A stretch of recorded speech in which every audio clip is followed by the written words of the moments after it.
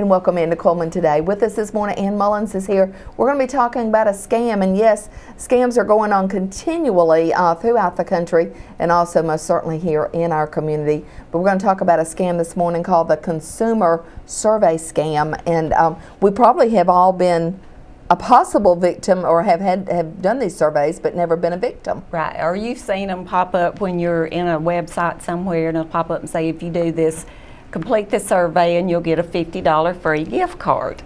And that's the thing. I'm not saying all surveys are scams, because obviously they're not. Right. But when it offers something that sounds too good to be true, then you need to really think about it, because there's no company that could afford to give everybody that go in there, you know, a $50 gift card. They'd be out of business. Right. You know, that just is not going to happen. Right. But a lot of times people will go on and what happens, they'll complete the survey, and then it'll come up and say, well, they're out of stock on the $50 gift cards. Right. And instead we've had some instances where it might come up with some kind of, say, face cream or a weight loss product. And in reality, what it is steering you to that to sell you those products. Gotcha. So it's just a disguise as far as to even offer the credit card, free credit card. On the legitimate ones, I think sometimes you may have your name put in a drawing for maybe a percentage off of whatever they sell, or maybe even one, gift card. But it's not going to be every person that fills that out. Okay. And on some of the scams, it may be that they even start asking you for your personal information. Okay. And again, that it's just a way identity theft. They'll ask for your name and your address and your credit card number. Credit card number. Wow. Well, if they're going to give you something free, why do they need your ccredit card number? Exactly. So you need to always, don't ever put that stuff out there when it's not a website that you've actually gone to. Right. And if this pops up, what you may want to do if you want to verify it or see what's really going on, you get out of whatever site you're in, type in this company's website, because they can copy these logos. Sure. They may say it's Target offering this free credit card, or Walmart, or whatever. Right. You can go to their website and ask questions, or sometimes they'll even post it on there that here's a scam going on in our name, using our name, and don't fall for it. So you can ask and dig a little deeper on it, but don't just automatically just think that it's because you have no idea who's behind that. Well, that's true. Site. So if they ask for your credit card and then they say they're giving you something, a $50 gift card or whatever, more than likely they're going to put that on your credit card account. Is that right? More than likely they're going to take your identity, because you just gave it all the information that they need to do so. So even you'll never see a credit card, a gift card.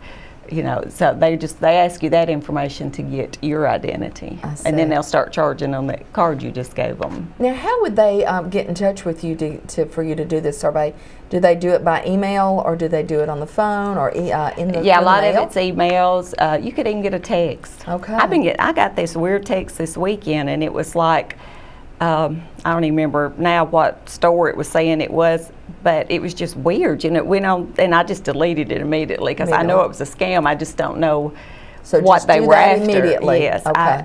Sometimes if you even answer the phone on some of this stuff, then they get what they need from you. If you answer anything, click back and respond to these emails, you think, well, I'm just going to do this, just see what they say. You don't need to do that, because sometimes it gives them what they need to get your information. It's just, I don't answer the phone to anybody in fact, I hardly ever answer my house phone. Me too. Because the only people that call on the house phone is telemarketers. It is, isn't it? So I just don't even answer it, and I certainly don't if I don't recognize the number. Just don't give them that opportunity that they can start using your phone by running it through a line or anything. So, just use your head. Yeah, absolutely, on all this stuff. And like Ann always says, and we've always heard this all of our life, if it sounds too good to be true, it is going to be. Possibly, absolutely, it will be. It is. Yeah, more than likely not. So there's not a lot of things that's free that easy and free in this life. Not material things. That's right. Absolutely. Well, before we close this morning, anything else that we want to add? I know school's getting ready to start back. We need to really be careful about that too, as far as maybe keeping receipts on stuff. Is that an important thing? Yes, it is. It is, especially if you're putting it on a credit card and you want to match it up and make sure it is, and somebody hasn't put something on yours that that you didn't do, and Right. so you can dispute it if something's on there. And, Okay. And yeah, and just know who you're dealing with, Mm-hmm. and especially shop local, as we always say. Yes. People that you know that you can trust, That you and can they're trust. there if you have a problem with it. Because if you order something, and a lot of times there's no address Right. that you could go back to. There's not even a phone number sometimes that you can call them. If you've got a problem, and That's so true. a lot of it's automated, and then. It's just, we've had some people call and say that on these info commercials, that they've maybe seen something that they wanted to order. Well, they go in and order it, and it's all automation, and then they'll say that they can divide it up into payments, so only $35 a month to get this whatever. And then they immediately switch them to this automation, which starts saying, do you want to add on a warranty for $6? Do you want add on the shipping and handling? And when they get through, and they're trying to say no, Right. but it doesn't let them respond back. Okay. And so when they get their bill, instead of $35, it's $147 because Oh, they wow. have added on all that stuff. Oh my goodness. Well, then you got to try to. Who you Go gonna back call through back that, to? yeah. So then you got to fight with your credit card company to dispute it. Oh So my goodness.